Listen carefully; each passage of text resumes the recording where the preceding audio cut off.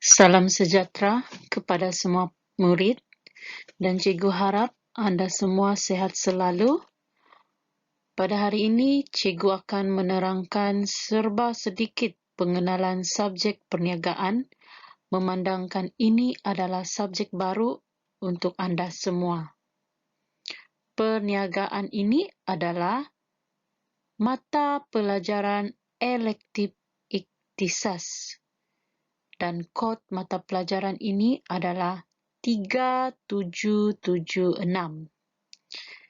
Jadi cikgu pada hari ini sekali lagi ingin menyatakan cikgu akan memperkenalkan subjek dan format pentaksiran ini kepada semua murid.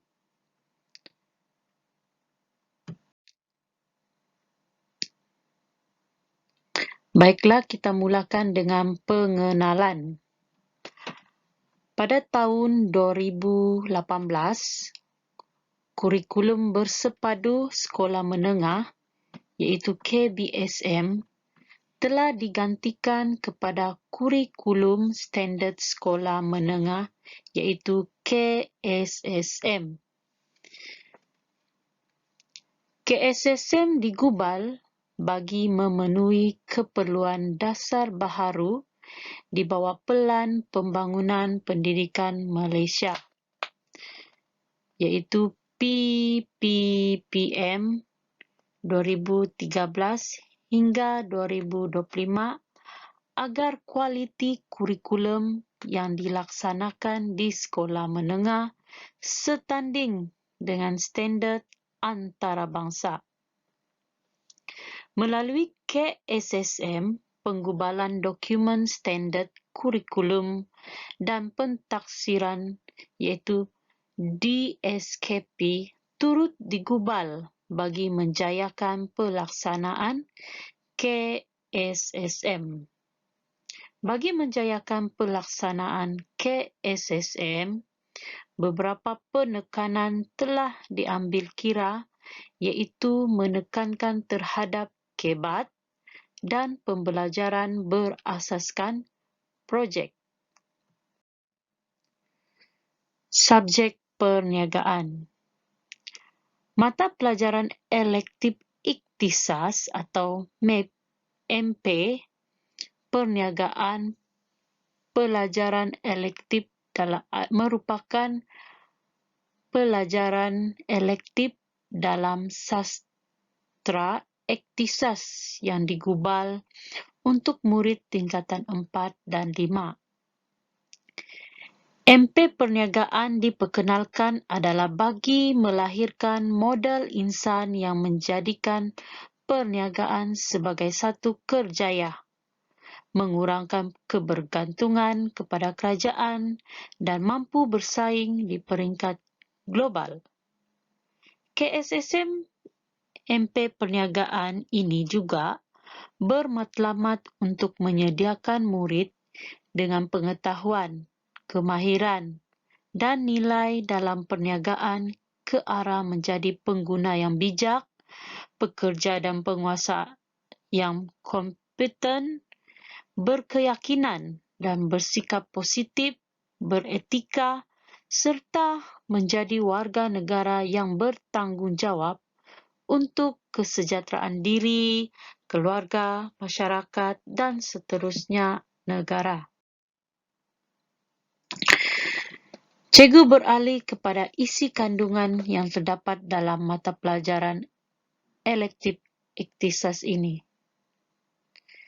Cikgu mulakan dengan tingkatan 4. Terdapat 2 tajuk iaitu bab 1 tujuan perniagaan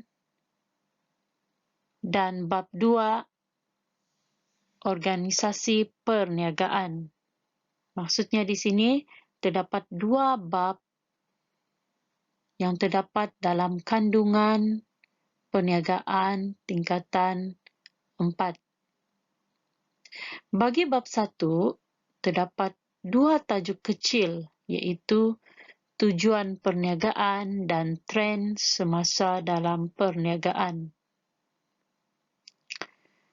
Tujuan perniagaan ini, murid didedahkan kepada tujuan dan pemilikan perniagaan mengikut saiz dan skala tertentu, persekitaran perniagaan dan peranan kerajaan berkaitan sesuatu isu. Bab 2 iaitu organisasi perniagaan, terdapat 2 tajuk kecil di bawah bab ini iaitu 2.1 penetapan visi, misi dan objektif perniagaan. 2.2 bahagian fungsian utama dalam organisasi perniagaan. Organisasi perniagaan ini diajar kepada pelajar untuk membimbing murid menetapkan matlamat dan objektif perniagaan serta memahami bahagian fungsian dalam organisasi perniagaan. Cikgu beralih pula kepada isi kandungan tingkatan 5. Terdapat 2 bab, yang mana 2 bab tersebut adalah bab 3 dan bab 4, iaitu sambungan dari bab 1 dan 2 semasa di tingkatan 4. Bab 3 mempunyai 3 tajuk kecil, iaitu 3.1 pengurusan sumber manusia, 3.2 pengurusan sumber fizikal dan teknologi, 3.3 penyata kewangan perniagaan. Untuk bab 3 ini, tajuk ini menjelaskan pelbagai jenis sumber yang perlu diketahui dan diberi perhatian oleh murid, iaitu sumber manusia, fizikal dan teknologi, pembiayaan dan kewangan. Bab 4, iaitu bab terakhir untuk mata pelajaran perniagaan semasa di tingkatan 5 adalah usaha niaga. Terdapat 3 tajuk kecil di bawah tajuk ini, iaitu 4.1 persediaan menjadi usahawan, 4.2 persediaan memulakan perniagaan, 4.3 merancang pengendalian perniagaan. Untuk bab 4 ini, murid didedahkan dengan semua aspek dan proses dalam persediaan memula, merancang dan mengendalikan perniagaan. Seterusnya, apa yang murid perlu tahu juga adalah format pentaksiran yang digunakan.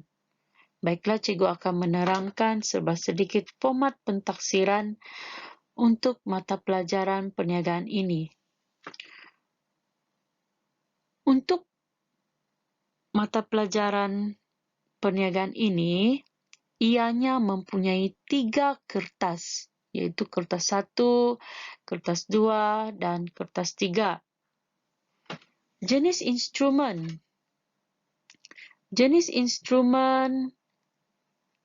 yang digunapakai untuk kertas 1 adalah soalan berbentuk objektif. Kertas 2 soalan subjektif dan kertas 3 adalah projek. Jenis item untuk kertas 1 adalah aneka pilihan, iaitu terdapat pilihan jawapan A, B, C dan D. Kertas 2 pula, jenis item adalah lebih kepada respon terhad dan terbuka, iaitu lebih kepada soalan fakta dan juga pendapat. Kertas 3 jenis item adalah tugasan. Bilangan soalan. Bilangan soalan yang terdapat dalam kertas 1 adalah 40. Kertas 2 terdapat bilangan soalan dia terdapat 3 bahagian soalan, iaitu bahagian A terdapat 6 soalan di mana pelajar hanya memilih 5. Bahagian B 3 soalan di mana pelajar perlu pilih 2. Dan bahagian C 1 soalan. 1 soalan sahaja iaitu wajib dijawab. Kertas 3, 1 tugasan. Jumlah markah kertas 1 adalah 40. Namun, pemberat untuk kertas 1 ini hanya diambil kira sebanyak 20 sahaja. Kertas 2, jumlah markah untuk bahagian A ada 50, bahagian B 30, bahagian C 20, iaitu jumlah untuk kertas 2 ini keseluruhannya adalah berjumlah 100. Walau bagaimanapun, pemberat untuk kertas 2 ini yang diambil kira adalah 60. Kertas 3, jumlah markah adalah 80, tetapi markah atau pemberat peratusan yang diambil adalah 20% sahaja. Wajaran konstruk. Untuk kertas 1, soalan dia lebih kepada mengingat dan memahami, iaitu sebanyak 70%, dan kemahiran lebih kepada 30%. Manakala kertas 2 mengingat dan memahami sebanyak 30% dan lebih kemahiran adalah 70%, iaitu lebih kepada soalan kebat, pendapat. Kertas 3 adalah lebih kepada mengingat dan memahami kemahiran intelektual dan kebolehkerjaan. Tempoh ujian. Kertas 1, 1 jam 15 minit. Kertas 2, 2 jam 15 minit. Dan kertas 3 adalah 10 minggu untuk menyiapkan projek kertas 3 ini. Cakupan konteks. Kertas 1, tingkatan 4 dan tingkatan 5. Begitu juga kertas 2, tingkatan 4 dan tingkatan 5 dan seterusnya. Kertas 3, tingkatan 4 dan tingkatan 5. Aras kesukaran. Untuk kertas 1 adalah 5:3:2. Kertas 2, 5:3:2. Kertas 3 berdasarkan kriteria. Aras kesukaran ini 5 adalah untuk 5 rendah, 3 adalah sederhana dan 2 adalah tinggi, aras yang tertinggi.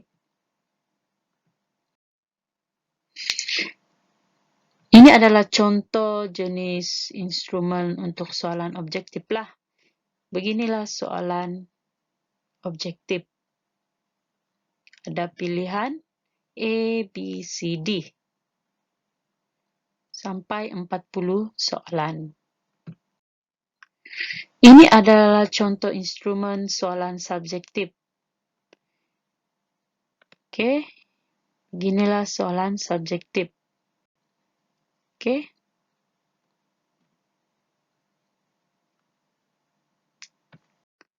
Bahagian B. Ini adalah contoh soalan bagian B, di mana berbentuk pernyataan, soalan banyak berbentuk pernyataan pendek, dan ada beberapa soalan dan markah yang diperuntukkan. Bagian C, ini adalah wajib satu soalan dan wajib jawablah, yang membawa markah 20 markah. Biasanya bagian sini soalan dia berbentuk mini essay. Okey. Inilah soalan dia juga ada pecahan-pecahan dan juga diikuti dengan peruntukan markah tertentulah. Dan ini adalah contoh instrumen tugasan projek di mana pelajar diminta untuk menyiapkan projek dan mengantar dalam bentuk folio berbanding macam inilah. Okey, ini adalah kertas 3 yang membawa markah 20 markah. Itu saja penerangan pengenalan subjek ini. Baiklah, ini adalah soalan untuk menguji pengetahuan sedia ada murid tentang perniagaan. Cikgu mahu semua murid jawab dan hantar tugasan tersebut. Jadi, itu sahaja PDPR kita pada hari ini. Sekian dan terima kasih.